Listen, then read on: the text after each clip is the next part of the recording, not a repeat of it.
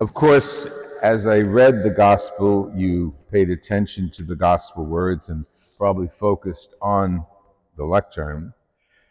But it would have been more appropriate to get a visual to look at our altar, because our altar depicts the moment that Jesus said, "One of you will betray me." Now, that particular sculpture is based on the painting of Leonardo da Vinci in Milan at the monastery of Santa Maria della Grazia.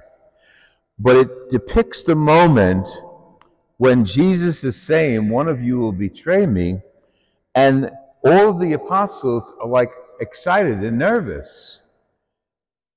Those on the far end contemplating who could he be talking about. John, having just leaned over to Jesus, is being told by Peter, "Ask him who it is." So John is leaning toward Peter, and eventually he'll lean toward Jesus. And the others are like astounded. And one standing like, "Is it me? Who could it be?" The questions going through their heads. And calmly seated in this left portion of the table, holding his bag of money, Judas is depicted, calmly staring at Jesus. Evil is like that. Evil keeps a low profile until it attacks. And the others standing up in their seats, like, who could this be? When I was in the 3rd grade, Sister Carmela told a story about that particular setting, the setting of Leonardo da Vinci's Last Supper. It was a myth, but it made an impression on me how many years later. She said when Leonardo was looking for the characters to paint to represent each of the apostles, he looked around the streets and taverns and public places, and for the most part, he kept finding people that he could use as Peter and James and John and so on. But he had 2 challenges. One challenge was to find a most beautiful, pleasant-looking man to portray as Jesus. So he searched and searched and went through the other apostles, found the beautiful man, and posed him. And then he was satisfied. He almost had everybody down pat, all of the apostles. But he couldn't find a man that, from his artistic eye, would represent Judas. There had to be something about this character that portrayed subtle evil. I say subtle because he wasn't known to be evil by the other apostles. Jesus knew him, but no one else did, as this evil person, the person who would betray Jesus. So he searched and searched, and many years later, he went to a prison, and there he found someone that in his eye would be the character to portray Judas, who would deny and betray Jesus. And he asked him if he could borrow him from the prison and if he would pose for him for this painting that he's making in the monastery on the wall of the dining room. And the man agreed. It wasn't ugly so much as evil looking, and that's in the eye of the beholder.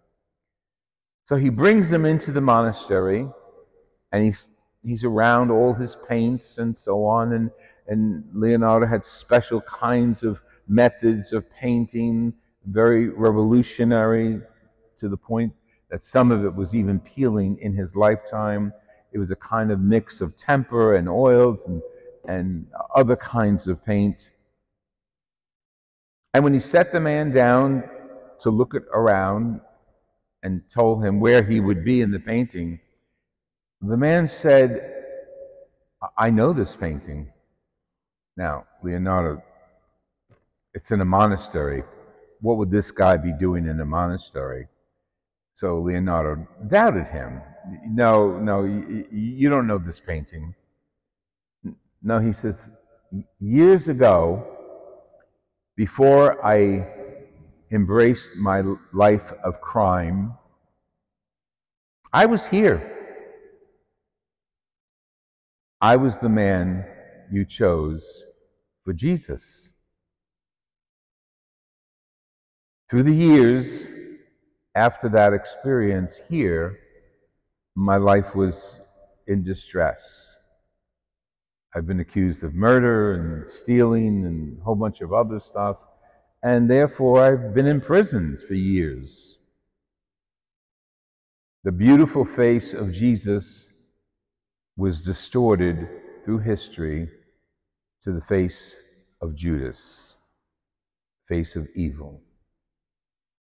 Michelangelo tried to capture the moment that we heard in today's gospel. It is the gospel of Holy Thursday, but because of it's so significant, we use it during Holy Week as we move toward the Triduum, Thursday, Friday, and Easter. John put it this way, very succinctly. After Judas had taken the morsel, he left. I want to quote it. And it was night. It was night. This is John's Gospel. John's Gospel is filled with symbolism. And one of the key symbols that he uses consistently is light and darkness. Light being the presence of God, darkness being the presence of evil. So when the people come to Jesus in the nighttime, they are coming to learn about him. They are coming to be, quote, enlightened. So they come to him at night like Nicodemus, but leaves enlightened by the message of Jesus. John uses this symbol of light and darkness very beautifully. And in one phrase, captures for us the heaviness of that night and the subsequent days of Jesus being on trial, Jesus before Pilate, Jesus before Caiaphas, Jesus being whipped, Jesus being crowned with thorns. It's all captured, I think, so beautifully and succinctly with that one word. It was night. And what happens at night? Well, earlier in the Gospel, Jesus talked about night. Again, this is John's Gospel. And he talks about how people who are proud of what they do it during the daytime when people could see them. But those who sin at night when no one can see them. They fade into the darkness so that their deeds may not be seen publicly.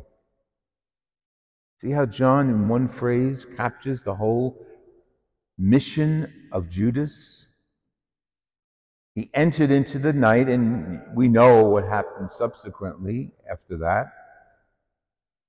He went to the chief priests and said, "How much will you give me for him?" And they decided on a sum of 30 pieces of silver. And he sold out Jesus.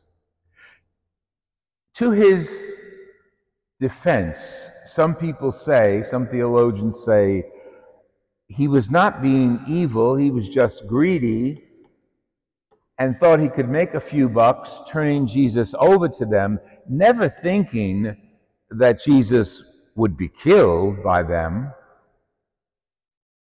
Judas's thought, as a Jew, was turn it over to the priests. They'll question him and let him go free. That's one thought. The other is more dramatic, taken up by Dante in the Divine Inferno, that there's a place in hell, the lowest part of hell, for Judas because of what he did that night in turning Jesus over. Let's substitute the word Jesus for goodness. He turns goodness over to evil. If you look at creation and the opening lines of Scripture in Genesis, God created all things and looked at them, and we'll hear this reading on the vigil of Easter, Saturday. He looked at everything that he had created, and it was good. And the summary of creation is his Son, the good one, Jesus, light of the world. So when we look at Judas's actions from that perspective, he turned over God's only Son. He turned over the light and entered the darkness, and with him, his deeds of darkness take over the light. Subsequently, we know Jesus put on trial and tortured. What happens to Judas, who entered the night? Maybe we look at it differently today because of our advance in behavioral sciences, but he committed suicide. Today we look at suicide as a psychological illness. Someone who has mental illness, who can't deal with life as it is, and subsequently some commit suicide, take their own life. And that's what Judas did. Was he suffering from guilt? Was he suffering from the anxiety of seeing Jesus being beaten and tortured and carrying his cross to Calvary? Was he suffering for the guilt that he had just handed Jesus over? Was he suffering from the anxiety of knowing that Jesus, who trusted him, was betrayed by him? We can only guess. You and I and theologians can all put our thoughts together and say maybe it was this or maybe it was that. But it was evil. That's the key. It was evil. And it was done at night. There is a section of the gospel, you all know, when Jesus goes out to his apostles who are out on the Sea of Galilee, and the waves are running, and the rain was coming, and the winds were buffeting the boat, and it was night. And it was the third hour of night, middle of the night, like 4:30 in the morning. Theologians examining that have said the symbolism of that event is so important because nothing good happens at that time of night. Things have changed through the centuries, maybe. When we hear in the morning that there was an accident or a murder on our streets at 3 o'clock in the morning, how many people, without sympathy, say, well, what was that person doing out at 3 o'clock in the morning? It's the same thing. In the middle of the night. But we're not talking about night and day, sun and moon. We're talking about the symbolism of darkness. The symbolism of us entering the night of our lives. And we're all privy to that. We're all born good. God created every one of us, looked at us, and saw that we were good. And so many of God's creation has entered into the night. So many people have chosen evil. I don't have to list the headlines of our Twitter feeds or our Facebooks. You know the headlines. You know what the news commentaries are talking about. The bloodshed in so many parts of the world. And God made the whole world good. And yet you have bloodshed, prejudice, anger, murder in almost every continent right now. Not one-on-one, but nation upon nation. It makes us realize why Jesus had to die on the cross. To offer himself for the blood of all humanity. To bring humanity back to the way we were created in God's image, good. Because right now, humanity, as we know it, is going through the darkness of night. Geographically, we can pinpoint different sections of the world. Whether it's day or night, morning or evening, so many of our sisters and brothers through many parts of the world are experiencing the night that Judas entered. This week, we try to reconcile ourselves to God. Pray for ourselves. Yes, definitely pray for ourselves. But pray for those who are in the night and choose not to leave the night. Pray for those who are, quote, the criminals of our societies throughout the world. They need our prayers because they are the Judases. God made us all light and good. But because of power, misguided leadership, prejudice, and hate, they have entered the night.